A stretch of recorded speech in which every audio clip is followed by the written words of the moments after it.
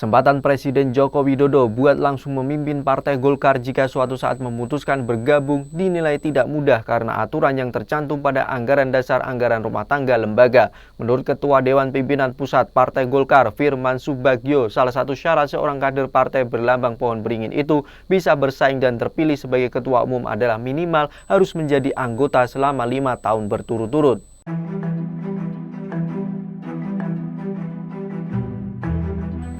Sementara Presiden Jokowi selama ini diketahui merupakan anggota Partai Demokrasi Indonesia Perjuangan. Meski relasi antara Jokowi dan PDIP memburuk sebagai dampak pemilihan umum dan pemilihan presiden 2024, tapi sampai saat ini belum ada kejelasan status mengenai keanggotaannya di partai berlambang banteng bermoncong putih itu.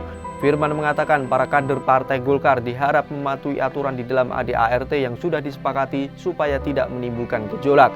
Selain itu, kata Firman, memilih kandidat ketua umum juga dilihat dari beberapa aspek seperti pencapaian yang terukur, persyaratan administrasi, prestasi, dedikasi, dan loyalitas terhadap partai. Ia juga menyatakan tidak terdapat keadaan memaksa yang mesti membuat pelaksanaan musyawarah nasional Partai Golkar yang direncanakan pada Desember 2024 untuk dimajukan.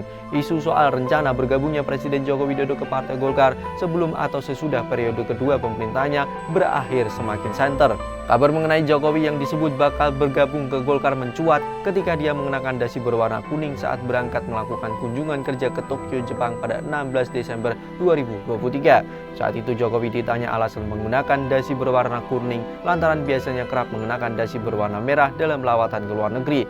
Sampai saat ini status Presiden Jokowi sebagai kader Partai Demokrasi Indonesia Perjuangan menjadi dipertanyakan meskipun partai berlambang benteng moncong putih itu tidak pernah secara tegas menyatakan status keanggotaan Jokowi.